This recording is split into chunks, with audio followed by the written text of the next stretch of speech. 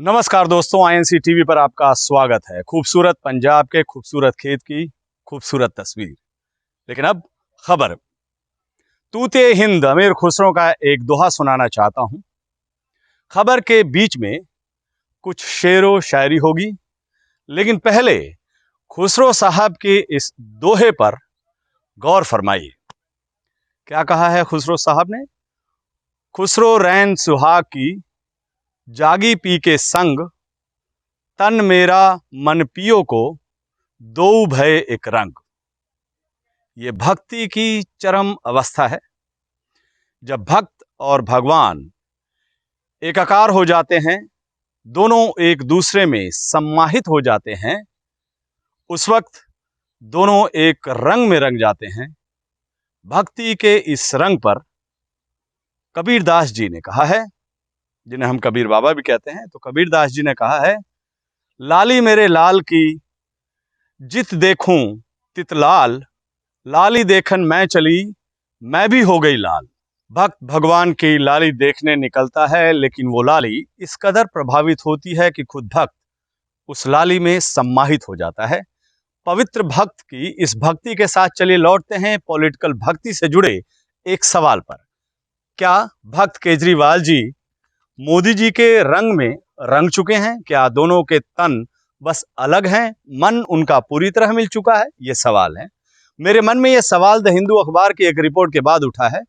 The Hindu ने पिछले 3 साल के केजरीवाल जी के भाषण और उनके ट्वीट पर रिसर्च करने के बाद जो रिपोर्ट प्रकाशित की है, उसके मुताबिक साल 2020 में केजरीवाल जी ने एक बार मोदी शब्द का इस्तेमाल किया है।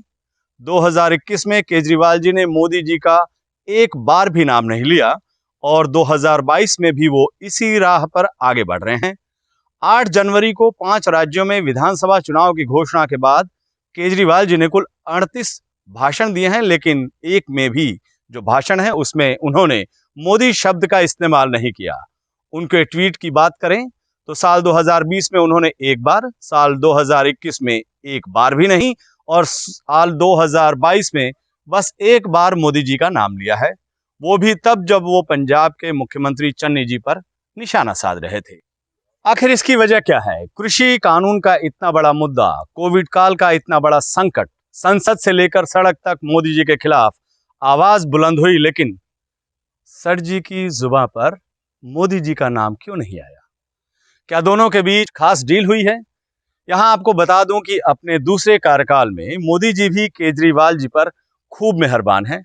पहले मोदी जी अक्सर केजरीवाल जी पर फायर रहते थे, लेकिन अब फिल्मी जुबान में कहूं तो वो केजरीवाल जी पर फायर नहीं, फ्लावर रहते हैं।